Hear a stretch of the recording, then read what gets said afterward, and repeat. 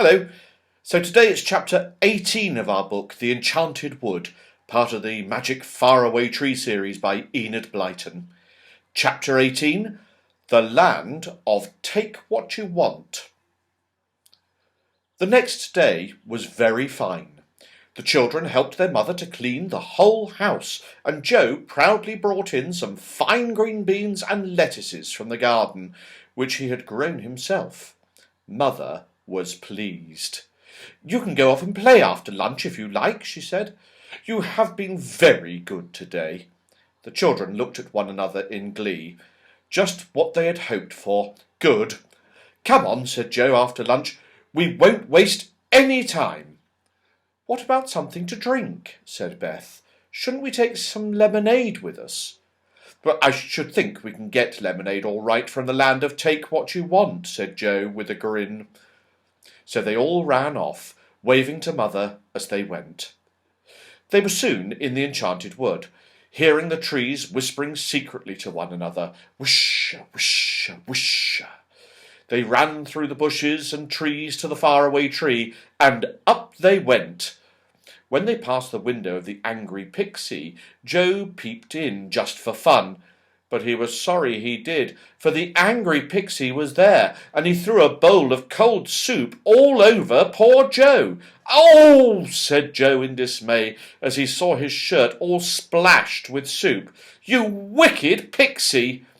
The angry pixie went off into peals of laughter and banged the window shut. "Pooh, you do smell of onions now, Joe," said Beth, wrinkling up her nose. "I hope the smell wears off soon." Joe wiped himself down with his handkerchief. He said to himself that one day he would pay the angry pixie back. "Come on," said Franny impatiently. "We'll never get there." They passed the barn owl's door and saw him sitting inside, fast asleep. They came to Silky's little yellow door too, but she wasn't in. There was a note pinned to her door which said, "Out, back soon." "Oh, she must be with Moonface," said Joe. "Now, just look out for Dame Washalot's water, everyone." It was a good thing he reminded them, for not long after that a fine waterfall of soapy suds came pouring down. Franny screamed and dodged. So did Beth. Joe got some on his shirt. He was very cross. "Oh, never mind," said Franny with a giggle. "It will wash off some of the onion soup, Joe." They went on up and came to Mr. What's-his-name's. He was, as usual, sitting in a deck chair, fast asleep, with his mouth open, and beside him, also fast asleep, was the old saucepan man, looking most uncomfortable, draped around as usual with saucepans and kettles. "Don't wake them up," whispered Joe. "We'd better not stop and talk." So they crept by them. But just as they had got to the next branch, the saucepan man woke up. He sniffed hard and jabbed Mr. What's-his-name. "What's the matter? What's the matter?" said his friend. "Can you smell onions?" asked the saucepan man. "I distinctly smelled them. Do you suppose the faraway tree is growing onions anywhere near us today? Oh, I love onion soup." Joe and the girls laughed till they cried. "It's the onion soup on your shirt that the saucepan man smelt," said Beth. "My goodness, they'll spend all the afternoon looking for onions growing on the faraway tree." They left the two funny old men and went climbing up, and they got nicely caught by Dame Washalot's second lot of water. She was doing a great deal of washing that day, and she emptied a big wash-tub down just as the three children were nearly underneath. Slishy, sloshy, slishy, sloshy, the water came pouring down and soaked all the children. They gasped and shook themselves like dogs. "Quick," said Joe, we'll go as fast as we can to Moonface's house and borrow some towels from him. Oh, this is dreadful." They arrived at Moonface's at last. Old Moonface and Silky rushed out to hug them, but when they saw how dripping wet the children were, they stopped in surprise. "Is it raining?" said Moonface. "Have you had a bath in your clothes?" said Silky. No, it's just Dame Washalot's water as usual, said Joe crossly. We dodged the first lot, but didn't manage to dodge the second lot. Can you lend us some towels? Moonface grinned and pulled some towels out of his curved cupboard. As the children rubbed themselves down, Moonface told them all about the land of Take What You Want. Oh, it's a marvellous land, he said. You are allowed to wander all over it and take whatever you want for yourselves without paying a penny. Everyone goes there if they can. Oh, do come and visit it with me and Silky. Well, is it quite safe? Asked Joe, rubbing his hair dry. Oh, yes, said Silky. The only thing is, we must be careful not to stay there too long, in case it leaves the faraway tree and we can't get down. But Moonface says he'll sit by the ladder and give a loud whistle if he sees any sign of the land moving away. Oh, good, said Joe. Well, there are plenty of things we want, so let's go now, shall we? They all climbed up the topmost branch to the great white cloud. The ladder led through the hole as usual to the land above.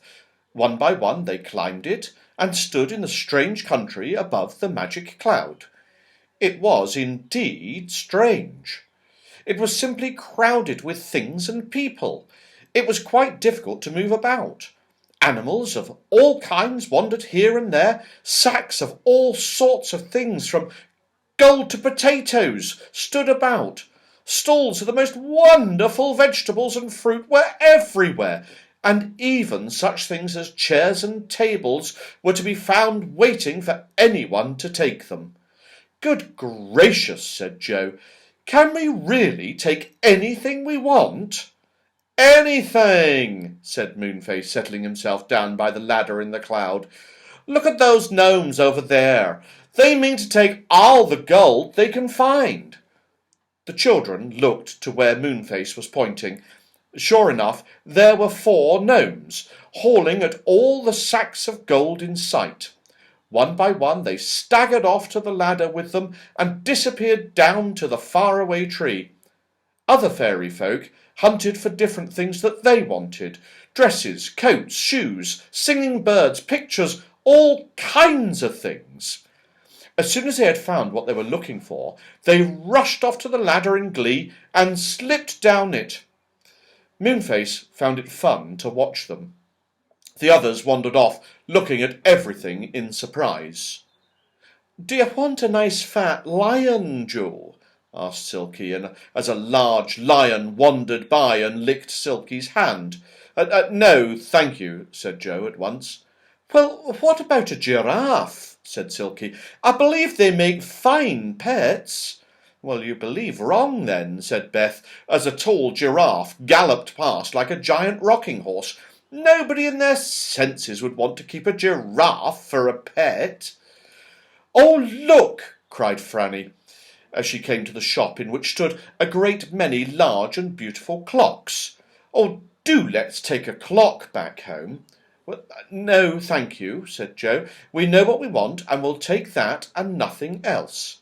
Well, I think I should like a clock, said Silky, and she picked up a small clock with a very nice smiley face. It had 2 feet underneath, which wiggled hard as Silky picked up the clock. Well, it wants to walk, said Beth with a scream of laughter. Oh, do let it, Silky. I've never seen a clock walk before. Silky put the clock down, and it trotted beside them on its big flat feet. The children thought it was the funniest thing they had ever seen. Silky was very pleased with her new clock. It was the kind that chimed every hour on the hour, and sometimes in between too, and it had to be wound up with a key every night to keep it ticking. Oh, just what I've always wanted, she said. I shall keep it at the back of my room. Well, you don't suppose it will stay there, do you, Silky? Asked Beth. It'll wander around and about and poke its nose into everything you're doing. And if it doesn't like you, it'll just run away. ding dong, sang the clock suddenly in a clear voice, making them all jump. It stopped walking when it chimed, but it ran after the children and Silky again at once. It was really a most extraordinary clock. Now, we really must look for what we want, said Joe. Are those hens over there, Beth? Oh, yes, they are, said Beth. Good, come along and we'll get them. Oh, this is really a lovely land. I am glad we came. What fun it will be getting everything we want. I do wonder what Mother will say when we get home. And we'll find out what Mother says tomorrow. See you then.